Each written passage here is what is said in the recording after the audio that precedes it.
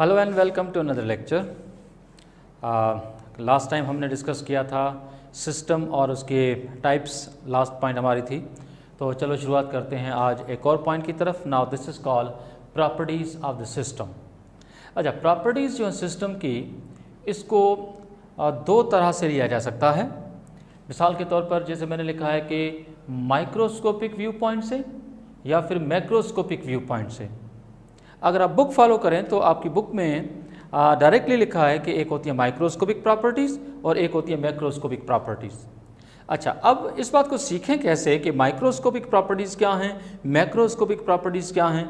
तो चलो शुरुआत करते हैं। सबसे पहले माइक्रोस्कोपिक प्रॉपर्टीज़ जो हैं या माइक्रोस्कोपिक पॉइंट ऑफ व्यू से थर्मोडायनामिक को लिया जाए तो लिखा है कि based on the study of individual particles and these particles like atoms, molecules या फिर आयंस, यानी ऐसी प्रॉपर्टी किसी सिस्टम की जो कि एटॉमिक लेवल पे हो, मॉलिक्यूलर लेवल पे हो या सब एटॉमिक पार्टिकल की लेवल पे हो, तो ऐसी सूरत में जब इंडिविजुअल पार्टिकल ऑफ सिस्टम को जब स्टडी किया जाएगा, now this kind of a property simply called microscopic property.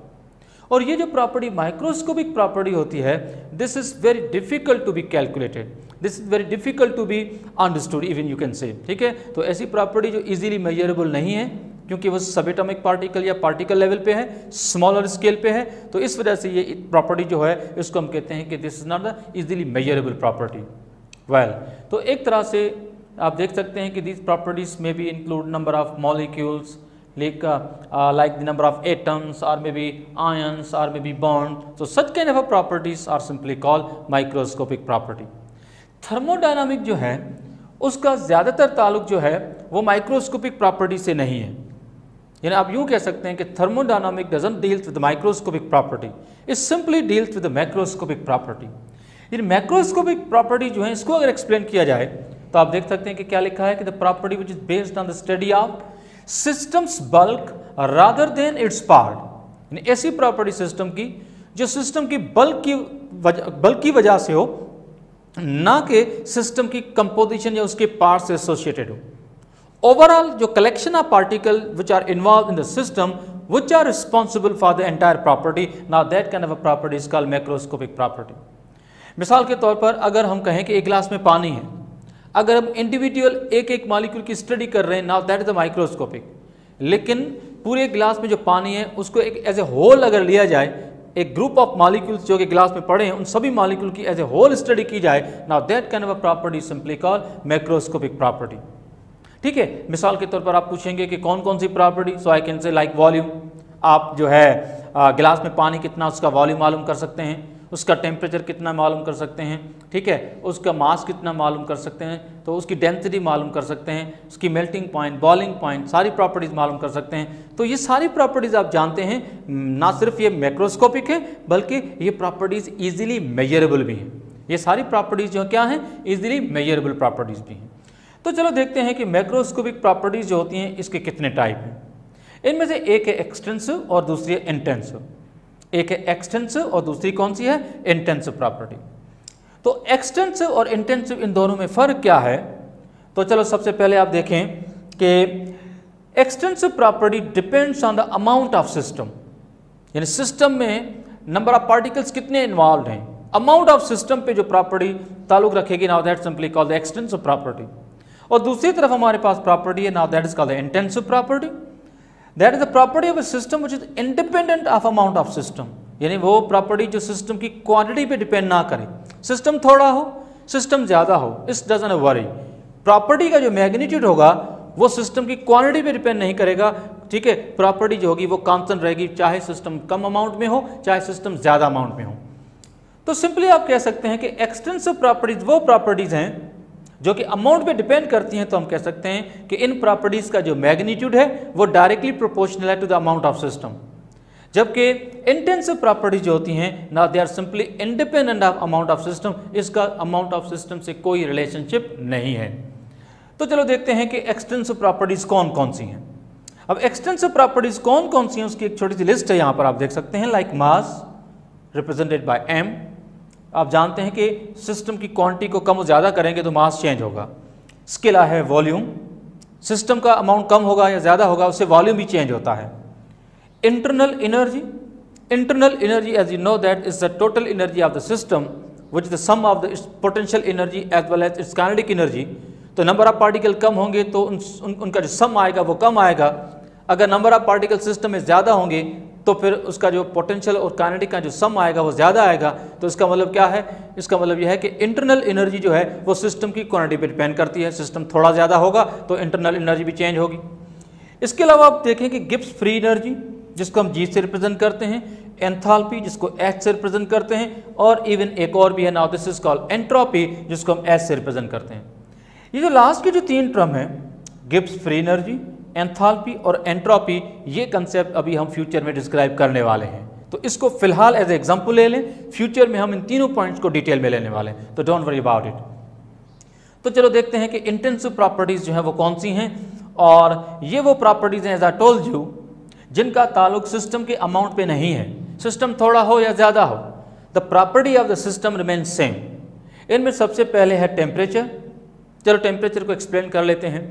मुझे बताओ कि अगर एक जग में पानी है, उसका टेम्परेचर है suppose to be 25 degree Celsius, room temperature पे रखा हुआ है। तो एक जग में जो पानी है उस पूरे पानी का टेम्परेचर भी 25 डिग्री सेल्सियस है। तो बताओ कि अगर उसमें से एक ड्रॉप पानी का अलग किया जाए तो उसका टेम्परेचर क्या होगा? उसका टेम्परेचर भी सेम 25 ही होगा, because the whole water was placed at the 25 degree Celsius. तो उसमें से थोड़े से पानी को अलग भी किया जाए तो टेम्परेचर रिमेन कांस्टेंट। तो इसका मतलब यह है कि टेम्परेचर जो होता है किसी भी चीज़ का, वो किसी भी चीज़ की अमाउंट पे डिपेंड नहीं करता। या आप यूँ कह लें कि भाई एक टेबल है जिसपे एक जग पानी का भरा हुआ है और उसी टेबल पे एक गिलास पानी का भरा हुआ है। दोनों जग और गिलास दोनों एक जगह पे रखे हुए हैं, सराउंडिंग का टेम्परेचर कांस्टेंट है। तो बताओ कि जग में पानी पड़ा है उसका टेम्परेचर और गिलास में पानी पड़ा है उसका टेम्परेचर डिफरेंट होगा या सेम होगा? सेम होगा। क्यों? क्योंकि टेम्परेचर अमाउंट पे डिपेंड नहीं करता। सिस्टम थोड़ा हो या ज़्यादा हो, टेम्परेचर जो होगा वो दोनों सिस्टम के लिए क्या रहेगा? वो सेम रहेगा। ठीक है, चलते हैं आगे। डेंसिटी तो आप जानते हैं रेशियो है मास टू वॉल्यूम।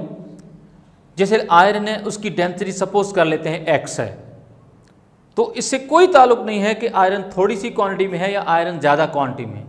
आयरन थोड़ा होगा या फिर ज़्यादा होगा, डेंसिटी विल रिमेन सेम। फिर आप पूछेंगे जब आयरन ज़्यादा होगा तो फिर उसका मास बढ़ेगा। यस यू आर राइट कि अगर हम आयरन की क्वांटिटी को ज़्यादा लेंगे तो उसका मास बढ़ेगा। लेकिन देखो भाई, अगर मास बढ़ेगा तो साथ साथ वॉल्यूम भी तो बढ़ेगा। रेशियो जो होगा मास टू वॉल्यूम वो कांस्टेंट होगा। तो डेंसिटी जो है ये अमाउंट पे डिपेंड नहीं करती। और प्रेशर है, वेपर प्रेशर है, ये सारी चीज़ें आप सेकंड चैप्टर में पढ़ के आए हो। आपको याद होगा कि वेपर प्रेशर, विस्कोसिटी है, सरफेस टेंशन है, मेल्टिंग पॉइंट है, बॉइलिंग पॉइंट है, ये सारी वो प्रॉपर्टीज़ हैं जो सिस्टम के अमाउंट पे डिपेंड नहीं करती। और इसको हम ऑलरेडी कह चुके हैं कि ये सारी प्रॉपर्टीज़ कौन सी हैं? ये इंटेंसिव प्रॉपर्टीज़ हैं, including the last one now that is called the refractive index. और आप जानते हैं कि रिफ्रैक्टिव इंडेक्स जो है ये रेशो है। अगर मैं थोड़ा सा इसको डिफाइन करूं अगर, तो आप देखिए मैं यहाँ पर लिख लेता हूँ रिफ्रैक्टिव इंडेक्स के बारे में। Refractive index is actually the ratio of angle of sine जो है, या इसको यूँ लिख सकते हैं, is the ratio of sine of angle of incident to the sine of angle of refraction. तो एंगल ऑफ इंसिडेंट का रिफ्रैक्टिव जो एंगल होती है उसका जो रेशियो है, इस रेशियो को हम क्या बोलते हैं? इस रेशियो को हम बोलते हैं रिफ्रैक्टिव इंडेक्स। इसका ताल्लुक सिर्फ सिस्टम की डेंसिटी पे है, मतलब लाइट किस मीडियम से किस मीडियम में आई है, उनकी डेंसिटी में जितना ज़्यादा फर्क होगा उतना रिफ्रैक्टिव इंडेक्स ज़्यादा होगा। लेकिन उससे सिस्टम की अमाउंट का कोई ताल्लुक नहीं है। तो these are all the properties which are simply the intensive. और इस तरफ जो प्रॉपर्टीज हमने लिखे like mass, internal energy, Gibbs free energy, enthalpy, entropy, ये सारी कौन सी प्रॉपर्टीज हैं? ये एक्सटेंसिव प्रॉपर्टीज हैं। ठीक है, चलते हैं आगे। एक और कंसेप्ट को क्लियर करना है, आप देखें। Now this is called the state of the system. State of the system को आप यूं डिफाइन कर सकते हैं कि सिस्टम की हालत। सिस्टम की हालत से मुराद क्या है कि मतलब सिस्टम के कैरेक्टरिस्टिक्स, उसमें वॉल्यूम है, टेम्परेचर है, प्रेशर है, इंटरनल एनर्जी है, एंथैल्पी है, एंट्रोपी है, और ऐसी बहुत सारी और भी प्रॉपर्टीज हैं। तो चलो देखते हैं कि स्टेट ऑफ अ सिस्टम जो है इसको कैसे डिफाइन करें। स्टेट ऑफ अ सिस्टम जो है इसका मतलब है कि description of a system before and after it changes, यानी सिस्टम की वजाहत सिस्टम के चेंज होने से पहले और सिस्टम के चेंज होने के बाद। कि सिस्टम चेंज होने से पहले क्या था और सिस्टम में जब चेंज आई तो चेंज होने के बाद क्या हुआ। तो this kind of A study of the system before and after it get change, now this is called simply the state of the system. तो यहां पर दो बातें हो रही हैं, नंबर एक एंड नंबर दो। तो आप देख सकते हैं कि पहली पॉइंट में क्या लिखा है, पहली पॉइंट में लिखा है कि description before change, now this is called the initial state of the system. अगर आप देखें कि दूसरा पॉइंट लिखा है कि description after the change, now this is called the final state of the system. इसका मतलब यह है कि सिस्टम जब चेंज नहीं हुआ था, जब सिस्टम चेंज नहीं हुआ था तो उस वक्त जो भी सिस्टम की स्टेट थी उसको हम कंसीडर करते हैं as a initial state. One system gets change, फिर चाहे उसमें वॉल्यूम में चेंज आए, प्रेशर में चेंज आए, उसकी एंथैल्पी में चेंज आए, इंटरनल एनर्जी में चेंज आए, ठीक है, कोई भी चेंज आए, चेंज जब आ चुकी, अब जो सिस्टम हमारे पास पड़ा है, अब जो सिस्टम की डिस्क्रिप्शन है उसको हम क्या बोलेंगे, फाइनल स्टेट। तो एक होती है इनिशियल स्टेट और एक होती है फाइनल स्टेट। तो आई होप कि ये दोनों पॉइंट्स आपके क्लियर होंगे। चलते हैं आगे। याद रखो कि thermodynamics only deals with the initial and the final state of the system। Thermodynamic जो हम टॉपिक पढ़ रहे हैं, थर्मोडायनामिक कहता है कि मुझे बस सिर्फ दो चीज़ों का पता करो कि सिस्टम पहले कैसा था और सिस्टम अब क्या है। सिस्टम जो था और अब जो है वो कैसे चेंज हुआ, वो जो पाथ, वो जो रास्ता जिस प्रोसेस के थ्रू सिस्टम में चेंज आई है, थर्मोडायनामिक का ताल्लुक उस पाथ से नहीं है।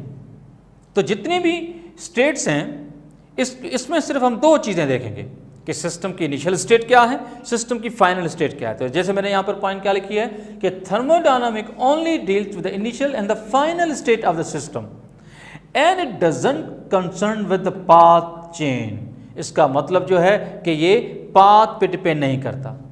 पाथ यानी कि जिस रास्ते से वो चेंज आई है, जिस वे से वो चेंज आई है, जिस वजह से वो चेंज आई है, उससे कंसर्न नहीं है।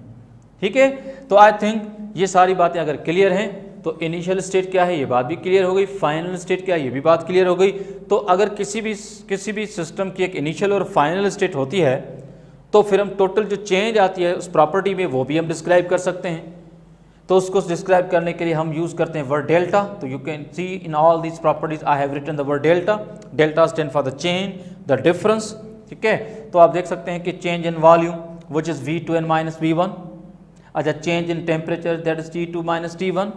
इसी तरह से आप प्रेशर को देखें, delta P is equal to P2 minus P1। अच्छा, डेल्टा E है तो E2 माइनस E1।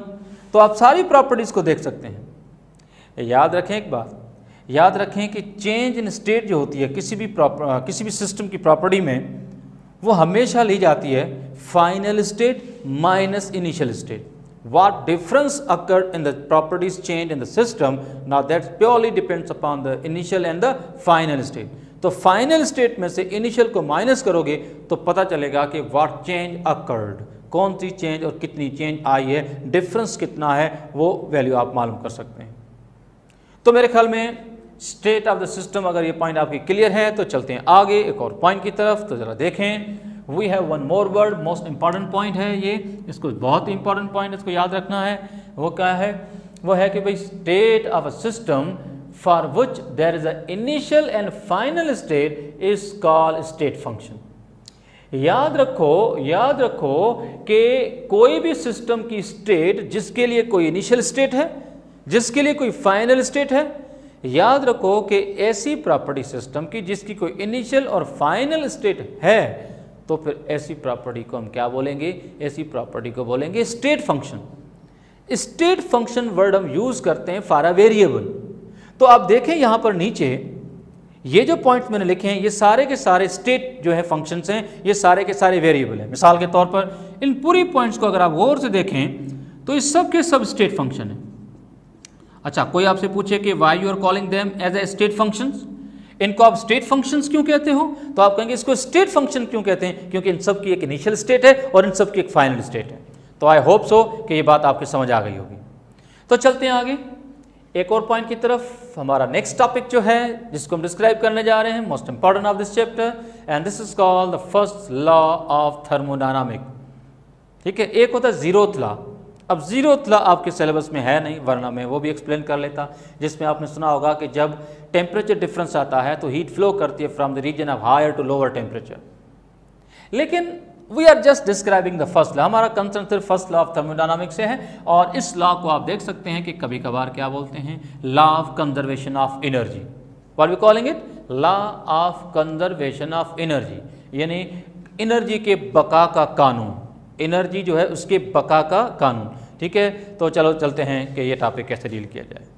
लिसन, अच्छा एक बात तो आप याद रखें कि ये जो फर्स्ट लॉ ऑफ थर्मोडायनामिक है, दिस वाज एनंशिएटेड इन 1847। ये लॉ दिया गया था 1847 और जो देने वाला था इस लॉ को, the name was Helmholtz. What the name, Helmholtz. तो चलो देखते हैं कि ये लॉ क्या कहता है।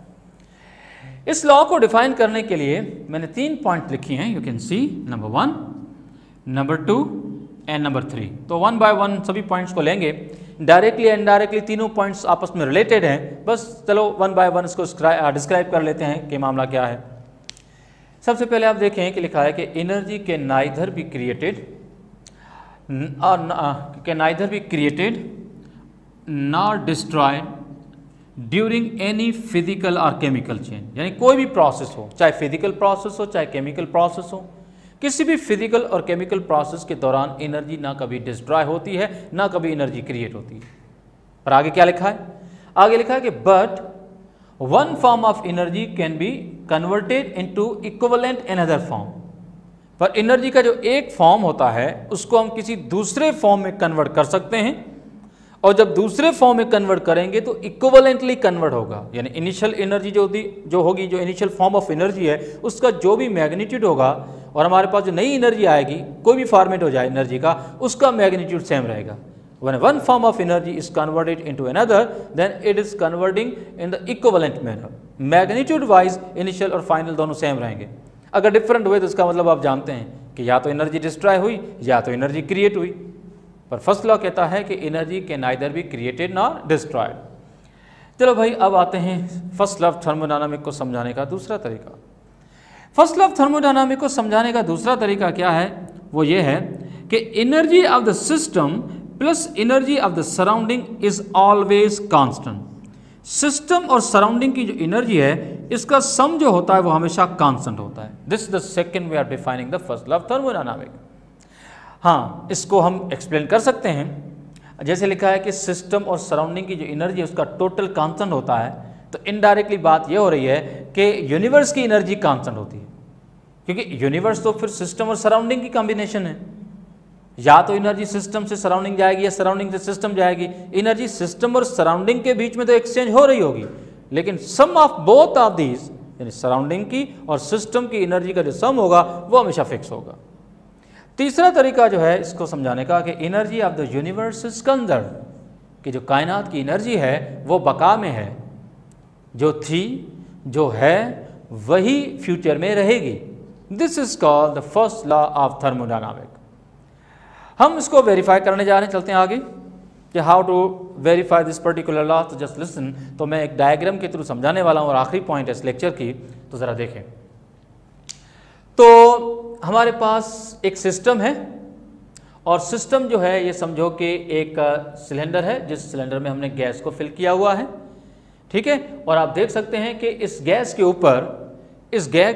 ऊपर जो है एक पिस्टन रखा हुआ है, एंड पिस्टन जो है ये मूवेबल है।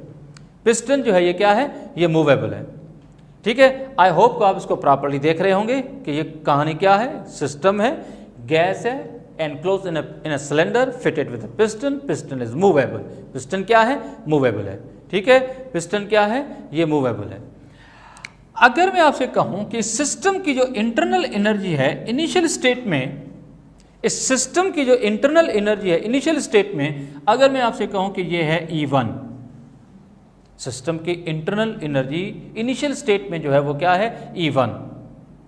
और इस सिस्टम को अगर Q amount of heat energy अगर सप्लाई की जाए, सिस्टम को अगर Q amount of heat energy जो है, या Q जो है is a form of heat जिसको हम Q से रिप्रेजेंट कर रहे हैं, अगर Q अमाउंट जो है हीट का वो उसको अगर ऐड किया जाए, सिस्टम को दिया जाए, तो फिर आप जानते हैं कि सिस्टम जो है उसके मॉलिक्यूल्स की काइनेटिक एनर्जी बढ़ेगी, मॉलिक्यूलर कोलिजन बढ़ेगी, प्रेशर बढ़ेगा।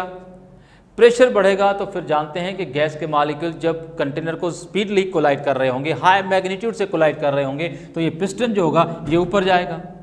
अब जब ये पिस्टन ऊपर जाएगा तो फिर आप जानते हैं कि पिस्टन जब ऊपर जाएगा तो फिर ये मामला भी ठीक है। लेकिन चलते हैं आगे, मामला क्या है। कहानी ये है कि जब हम इस सिस्टम की इंटरनल एनर्जी E1 थी, अगर उसको Q amount of heat energy अगर सप्लाई की गई तो very much in the beginning क्या होगा, शुरू में क्या होगा कि सिस्टम की जो इंटरनल एनर्जी E1 है वो कन्वर्ट हो जाएगी, वो कन्वर्ट होके E2 हो जाएगी, क्योंकि हमने हीट दी है। Heat was added into the internal energy of the system and as the result of this internal energy has been increase. तो इस बात को आगे कैसे लेंगे, आगे हम ऐसे लेंगे कि जो चेंज इन एनर्जी आई है, जो नई एनर्जी आई है, सेकेंड फॉर्म ऑफ एनर्जी है या चेंज इन एनर्जी है, that is E2 which should be equal to E1 के इंटरनल एनर्जी इनिशियल में क्या थी प्लस उसमें शामिल की गई Q। तो E2 का जो मैग्नीट्यूड होगा that must be E1 plus Q। ठीक है, अब इस बात को आगे कैसे लें, इस बात को आगे कैसे लें कि जब हम प्रैक्टिकली किसी एक्सपेरिमेंट को परफॉर्म करते हैं और सिस्टम की इंटरनल एनर्जी जिसको हमने E1 कंसीडर किया है और जब उसमें हम Q amount of heat energy add करते हैं और इन दोनों के सम को जब E2 के साथ कंपेयर करते हैं तो we surprise to see that हमें ये मालूम पड़ता है कि इन दोनों का जो सम है वो E2 के बराबर नहीं आता, उससे हमेशा कम आता है। यानी E2 जो होनी चाहिए वो नहीं आती, E2 एक्चुअल से थोड़ा सा कम आती है। अब मसला क्या है, मसला मैं इनिशियली मैं आपको बता चुका हूँ। मैंने कहा था कि जब सिस्टम की इंटरनल एनर्जी बढ़ेगी, प्रेशर बढ़ेगा, पिस्टन ऊपर जाएगा, तो हम इनडायरेक्टली कह सकते हैं कि गैस मॉलिक्यूल ने फोर्स लगाई, पिस्टन डिस्प्लेस हुआ। फिजिक्स में आप पढ़ते हैं कि फोर्स लगे और डिस्प्लेसमेंट आए तो आप बताएं कि क्या हुआ, वर्क डन हुआ। तो जब सिस्टम वर्क डन करेगा तो सिस्टम की इंटरनल एनर्जी क्या होगी, जो एक टेम्पररी बेसिस पे बढ़ी थी अब वो दोबारा थोड़ी सी कम होगी। तो अगर हम इसमें से W माइनस कर दें, W को माइनस कर दें तो फिर E2 का मैग्नीट्यूड जो है वो इस पूरे फॉर्मूले के इक्विवेलेंट आ जाता है। तो शायद आप ये सोच रहे थे कि E1 और Q जो है इसका सम जो है वो E2 आना चाहिए, उससे कम आता है तो शायद एनर्जी डिस्ट्रॉय हो गई। नहीं, एनर्जी अपने फॉर्म को चेंज किया। हीट एनर्जी जो थी वो पहले कन्वर्ट हुई इंटरनल एनर्जी में और फिर इंटरनल एनर्जी जो है वो कन्वर्ट हो गई किसमें, वर्क डन में। वर्क भी आप जानते हैं कि is a form of energy. System work कर रहा है, सिस्टम की एनर्जी ड्रॉप होगी, वही एनर्जी जो ड्रॉप होगी वो यहां से माइनस कर लीजिए। अब हम मैथमेटिकली लिख सकते हैं इस फॉर्मूले को, आप देख सकते हैं कि अगर मैं लिखूं कि E2 minus E1 is equal to Q minus W, तो I don't think it too much difficult to get this point. और फाइनली हम लिख सकते हैं कि E2 minus E1, now you know this will be equal to delta E, now delta E will be equal to Q minus W। तो आप समझें कि ये फर्स्ट लॉ ऑफ थर्मोडायनामिक्स की पहली क्वेश्चन है।